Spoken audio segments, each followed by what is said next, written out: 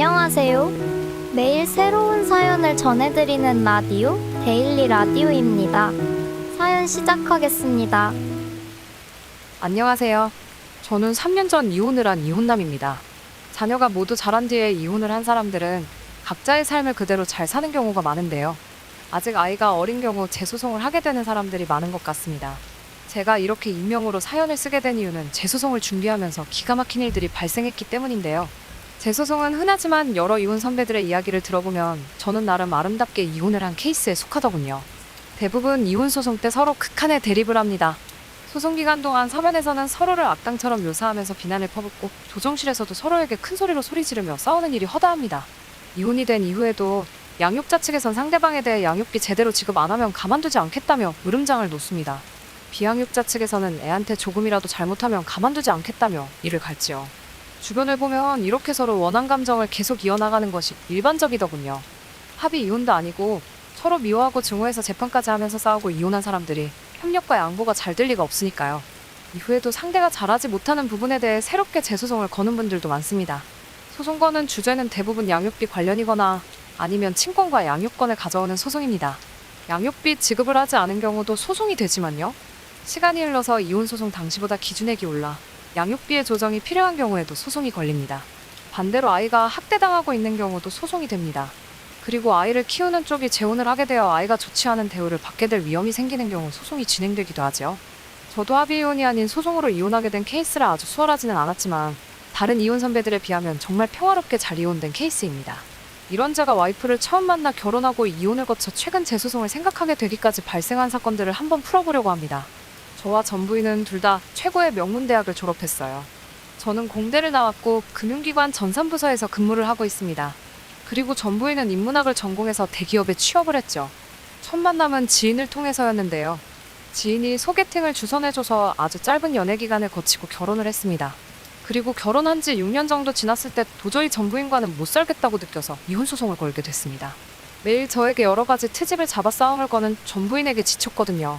신혼 초부터 전 부인은 제 모든 사생활에 대해 통제하고 간섭하려는 경향이 강했습니다. 매일 퇴근 후에 전 부인이 저에게 하루하루 뭐 했는지 얘기해달라고 하거나 조금이라도 귀가가 늦으면 격하게 신경질을 내는 상황에 대해 저는 신혼 초부터 상당히 불쾌했습니다. 저는 지방 출신으로 서울에서 혼자 자취하며 오랫동안 살아왔기 때문에 이런 전 부인에게 적응하기 상당히 힘들었거든요.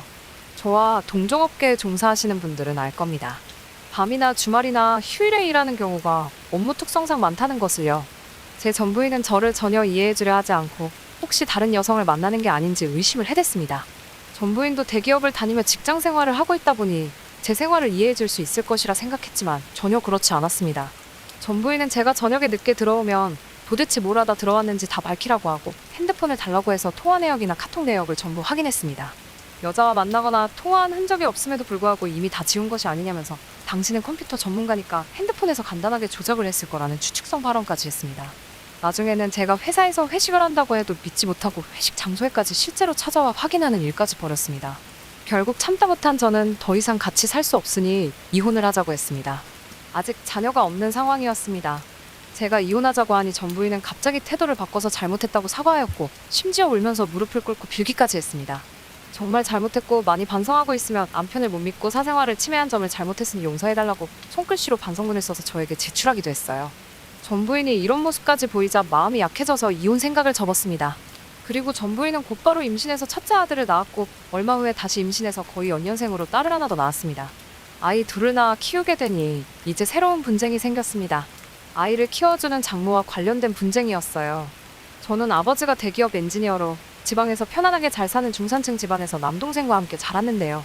전 부인은 낳고 된 서울 동네에서 자라왔고 부모가 여러 차례 사업에 실패했다고 해요. 특히 장모님이 이런저런 사업을 한다고 여러 사람에게 투자를 받았다가 못 갚아서 사기죄로 고소를 당하기도 했고요. 실형을 살기도 하는 등 굴곡이 많은 집안의 외동딸이었습니다. 신혼 초에는 이런 일도 있었어요. 장모님이 전세금 낼 돈이 부족하다고 1억을 잠깐만 빌려달라고 하는 겁니다. 전 부인이 대출까지 받아서 1억을 빌려줬더니 장모님은 그 돈을 기획부동산에 투자했다가 날려먹었습니다. 전세금 낸다는 것은 거짓말이었던 거죠. 전 부인은 회사에 복직하면서 장모님에게 아이를 맡겨야 하니 친정 근처로 이사를 가자고 했고 저는 알겠다고 했습니다. 그런데 친정 근처로 와서 매일 장모님이 저희 집에 드나들게 되니 이제는 장모님까지 저에게 잔소리와 간섭을 해댔습니다. 장모님은 저에게 자신이 아이를 본다는 이유로 계속해서 이것저것 필요하다며 돈을 많이 요구했습니다. 장모님이 이렇게 요란하게 굴면 전부인이라도 좀 제 편을 들어주면서 장모님을 말려줬으면 했는데 전부인은 예전보다 한층 더 심하게 잔소리를 해댔고 장모님과 한편이 돼서 저를 공격했습니다. 그리고 제가 다른 여자와 만나는 것 같다고 의심을 또 하기 시작했는데 이제는 그 수위가 더 심해져서 퇴근 후 매일 핸드폰 검사를 받으라는 식으로 난리를 쳤습니다. 결국 전 더 이상 전부인과 함께 살 수 없다는 생각에 변호사를 선임해서 이혼 소송을 시작했습니다. 이혼 소송이 시작되니 전부인은 다시금 잘못했다고 울면서 빌었지만 제가 더 이상 못 버틸 것 같아서 이혼 소송을 강행했습니다. 그랬더니 전부인은 변호사를 선임해서 이혼을 거부하겠다는 의사를 표시했죠. 재판부에 서면을 넣어서 조정기일을 잡아달라고 했습니다. 저는 전부인이 이혼을 완강하게 거부하고 있으니 조정이 될 리가 없다고 생각해서 별로 기대를 하지 않았습니다. 집에서 하던 것처럼 마구 소리 지르고 화내다가 다시 울면서 애원할 것이라 예상하면서 잔뜩 긴장한 채 조정기일에 참석했습니다. 하지만 예상과는 정반대로 흘러갔습니다. 전부인 변호사가 쓴 답변서에는 제가 아이들이 태어난 이후 아빠로서 역할을 충실히 하지 않았다는 등 저를 탓하는 날카로운 내용이 잔뜩 있었지만 실제 조정실에서는 그렇게 저를 공격하는 말을 전혀 하지 않았습니다. 자신이 남편에게 상처를 준 점에 대해 미안하다고 사과했고 장모가 사위에게 그런 식으로 행동한 것은 분명히 잘못이라 생각하고 미안하게 생각한다고 하더라고요. 다시 좋은 부부로 살고 싶은 마음은 굴뚝이지만 이 정도로 자기한테 실망해서 이혼하고 싶어 하니 어쩔 수 없다는 말을 했습니다. 그리고 이혼을 왜 하고 싶어 하는지 충분히 이해한다고 했습니다. 전부인의 이런 태도에 가장 놀란 사람은 전부인이 선임한 여성 변호사였어요. 아마 전부인이 변호사와 상의하지 않은 내용으로 보였습니다. 이혼을 안 하는 쪽으로 결말이 나야 성공 보수를 크게 받을 수 있는 계약을 했겠지요. 그런데 갑자기 태도를 바꾸니 변호사가 놀래서 조정위원에게 양해를 구하고 전부인을 데리고 나가서 한참 뭔가를 이야기하다가 들어왔습니다. 그런데 밖에서 변호사와 이야기를 다 나누고 들어온 뒤에도 저의 이혼 청구에 그대로 응해주겠다는 입장을 계속 유지하더라고요. 의외였습니다. 이혼에 대해서는 동의했으니 이젠 친권과 양육권, 양육비, 재산분할 등의 문제가 남았지요. 전부인의 변호사는 다시 날카롭게 공격을 퍼부으려고 했습니다. 우리는 원래 이혼 안 하려는 입장이었는데 모두 양보해서 원하는 대로 들어주는 겁니다. 피고는 억울하게 이혼당하는 거니까 원고는 성의를 보여주셨으면 합니다. 상대 측 여성 변호사는 뭔가 화가 난 표정으로 씩씩대며 쏘아 말했습니다. 그리고 다시금 변호사가 흥분한 어투로 말하려 하자 전부인이 변호사가 하려는 말을 단호하게 가로막았습니다. 저는 싸우고 싶지 않으니 남편 측 변호사와 얘기를 해보고 싶습니다. 양육권이나 재산분할 관련해서 다른 사건들은 어떻게 정해지나요? 갑자기 제가 선임한 변호사 혼자 양쪽 모두의 의견을 듣고 중재하는 이상한 방식으로 진행됐습니다. 제가 처음에 작성한 소장에서는 아이들의 친권과 양육권을 제가 가져와야 한다고 주장했습니다. 만약 전부인이 아이들을 키우게 된다면 어쩔 수 없이 지금과 같이 장모님이 아이들을 돌보게 될 텐데요. 그러면 아이들이 외할머니의 히스테리성 성격으로 인해 상처를 받고 학대를 받을 우려가 있다는 점을 들었습니다. 전부인은 그 부분에 대해 솔직히 자신도 어느 정도 인정한다고 하였습니다. 그러면서 앞으로 자신이 책임지고 어머니가 아이들에게 이상한 행동을 하지 않도록 막을 테니 믿어달라고 하며 자신이 아이들을 키우고 싶다고 했습니다. 그리고 재산분할 관련해서도 전부인은 큰 욕심을 부리지 않았습니다. 아까 제가 평화로운 조정이 이루어졌다고 했었지요. 이렇게 협조적이고 친절하게 협상에 임하는데 제가 전혀 나를 세울 필요도 없었습니다. 그래서 저도 상당 부분 양보해서 조정은 아주 원만하게 마무리되었습니다. 판사는 서로 양보해가며 협의를 잘 맞춰준 것에 대해 칭찬을 해줬습니다. 판사는 비록 이혼한 관계라고 해도 앞으로 아이들을 위해 협력하고 잘 지내는 것이 좋을 것이라고 했습니다. 저희 둘 다 그러겠다고 대답하면서 이혼 절차는 마무리됐지요. 이후에도 저희는 최대한 협조하며 원만한 관계를 유지했습니다. 저는 이혼 소송에서 결정된 양육비 외에도 아이들 관련해서 수시로 필요한 돈을 잘 보내줬습니다. 그리고 면접 교섭일 이외에도 전부인이 급하게 아이들을 좀 봐달라고 연락하면 만사를 제치고 가서 아이들을 돌봤지요. 전부인도 단순히 저한테 양육비 받기만 하는 것이 아니라 아이들에게 무슨 일이 있으면 저한테 바로 상의했고 면접 교섭이 있는 주말에는 제가 아이들을 집안에 들어와서 볼 수 있도록 해줬습니다. 그랬더니 저희는 이혼 전처럼 싸우는 일이 전혀 없었고 오히려 사이가 더 좋아졌어요. 한 번은 면접 교섭일에 아이들을 함께 데리고 에버랜드를 간 적도 있었고 1박 2일 캠핑을 가기도 했었습니다. 이런 이벤트는 이혼 전에 함께 살 때도 하지 않던 것들이에요. 아마 저희가 이혼한 걸 모르는 사람이 본다면 사이좋은 주말 부부처럼 보일 정도였습니다. 이렇게 이혼한 후에 오히려 더 친한 친구처럼 잘 지내고 협력하는 사이가 되었는데요. 그랬던 제가 다시 재소송을 준비하게 될 줄은 상상도 못했지요. 이야기를 계속 이어서 해보겠습니다. 서로 친구처럼 지냈기 때문에 여러 송혜기들을 주고받으며 살았는데요. 이혼 이후에도 전부인은 부모와의 갈등이 꾸준히 있었습니다.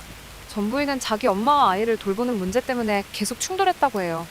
그 어머니의 경우 제가 우려했던 대로 아이들을 돌봐주는 대가로 본인 딸에게 과도한 돈 요구를 하면서 괴롭혔죠. 이혼 전에는 돈 가지고 저를 괴롭혔지만 이혼 후에는 본인 딸이 대상이 된 겁니다. 그래서 전 부인은 어머니와 극도로 대립을 하면서 좋지 않은 관계에 있었어요. 예전에 전세금에 보탠다면서 잠시 빌려달라고 해서 전 부인이 대출받아서 줬던 1억도 날려먹은 뒤로 갚지도 않고 오히려 앞으로 크게 오를 더 좋은 곳에 투자할 기회가 있다면서 돈을 추가로 더 요구하기까지 했다고 합니다. 전 부인은 이혼 이후 어쩔 수 없이 자기 엄마와 더 밀착해서 살 수밖에 없었는데 그러다 보니 갈등이 더 깊어졌고 이런 고민들을 저에게 털어놓곤 했었죠. 그러던 어느 날 전 부인이 갑자기 사정이 생겨서 당분간 아이들을 돌보지 못하겠다면서 연락이 왔어요. 그렇게 아이들을 돌봐달라고 저한테 부탁을 하는데 무슨 일인지 물어보니 아주 심각한 문제였습니다. 자기 엄마 아빠가 갑자기 사고로 두 분 다 돌아가셨다는 거예요. 그리고 이미 장례도 치른 상태라고 했습니다. 뭔가 좀 이상한 느낌이 들어서 계속 물어보니 자기 부모가 동반 자살을 했다고 털어놨습니다. 그리고 아이들한테는 비밀로 해달라고 부탁하였고 자기가 심신을 좀 회복할 때까지 당분간만 아이들을 봐달라고 했어요. 저는 전 부인에게 장례 치르는 동안 많이 힘들었을 텐데 도움을 못 줘서 미안하다고 아이들 문제는 도와줄 테니 힘내라고 카톡을 보냈습니다. 저는 일단 아이들을 저희 집으로 데려왔습니다. 그리고 도대체 어떻게 해야 할지를 모르겠어서 오랜만에 변호사에게 전화를 했습니다. 전처의 멘탈이 회복될 때까지는 당분간 제가 키워야 하는 게 안전하고 맞는 것 같은데 자꾸만 전 부인마저도 극단적 선택을 할까봐 걱정이 되는 겁니다. 아이들을 양육하는 게 당분간이 아니게 될 수도 있으니 변호사와 짧게 상담을 했지요. 평생을 부모에게 착취당하면서 대립을 겪다가 그 부모 둘 다 갑자기 동반 자살을 했다는데 세상에 어떻게 이런 일이 다 있습니까? 저는 그 슬픔을 감히 공감도 못 하겠더라고요. 전처와 이혼 소송을 해서 이혼한 것도 전처에게 큰 상처를 줬다는 생각이 들게 됐어요. 너무 미안한 마음이 들더라고요. 무엇보다도 이렇게 정신적으로 붕괴된 전 부인이 과연 아이들을 잘 키울 수 있을지 고민이었습니다.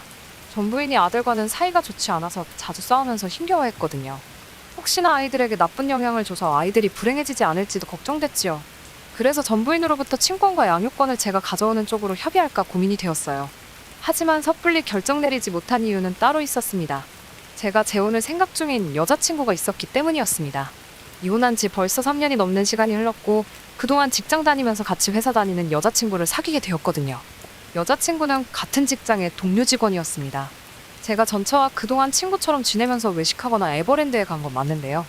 여자친구가 있다 보니 재결합을 하려는 마음을 조금이라도 먹은 적은 단 한 번도 없었습니다. 그래서 전처에게 찾아온 큰 불행에 대해서 동정하고 도와주고 싶기는 했지만 쉽사리 아이들을 데려다 키울 생각을 바로 하지는 못했습니다. 그렇게 되면 여자친구와 헤어져야 하는 것이 맞으니까요. 아이들을 제가 데려오는 게 맞다는 생각이 들긴 했지만 전 부인이 친권 양육권을 주겠다 말한 건 아니었습니다. 그래서 절차를 바로 밟기보다는 시간을 두고 좀 기다려 봐야겠다는 생각을 했습니다. 어차피 아이들을 키우려면 어머니가 지방에서 서울로 올라오셔야 하기 때문에 상의도 필요했지요. 시간이 흘러 면접 교섭일이 되었고 아이와 놀아주고 다시 전처에게 데려다주며 대화를 나눴는데요. 제가 아이들을 데려온다고 하니 전처가 반대하더라고요. 부모의 비극적인 죽음 때문에 충격에서 못 벗어난 것처럼 보였습니다. 이제 부모님이 안 계셔서 직장 다니면서 아이들을 돌보는 게 힘이 드는 상황인데도 그래도 아이들을 자신이 계속 키운다고 하더라고요. 그리고 저더러 지금보다도 자주 아이들을 보러 오고 힘들 때 도움을 요청하면 와서 도와달라고 하더라고요. 그리고 아이들이 아빠를 자주 보고 싶다고 하니 아이들을 위해 자주 집에 와서 잠을 자고 가는 것이 좋겠다고 말했습니다. 그런데 듣다 보니 이상했어요. 이런 식의 생활은 그냥 혼인신고만 안 하는 것뿐이지 이혼 이전의 삶으로 다시 돌아가는 것과 다를 것이 없었습니다. 문제는 아이들이었습니다. 외할머니와 외할아버지의 동반 자살로 인해 엄마는 정신적으로 문제가 생겼을 텐데 엄마의 히스테리 속에서 아이들이 받을 고통은 아주 클 테니까요. 그래서 여자친구와 헤어지는 것에 대해 너무 아쉽고 너무 슬프지만 친권과 양육권 소송을 진행해서 아이들을 데려와서 키워야겠다 결심했습니다. 면접 교섭이 끝나고 아이들을 데려다주고 집에 와서 술을 한잔 했는데요. 아이들을 생각하니 가슴이 먹먹하고 눈물이 마구 흘러내렸습니다.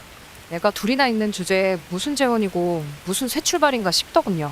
울면서 변호사에게 전화를 걸어 소송을 진행해달라 말했습니다. 그런데 얼마 뒤 변호사로부터 뜻밖의 연락을 받았습니다. 변호사가 이렇게 말하더라고요.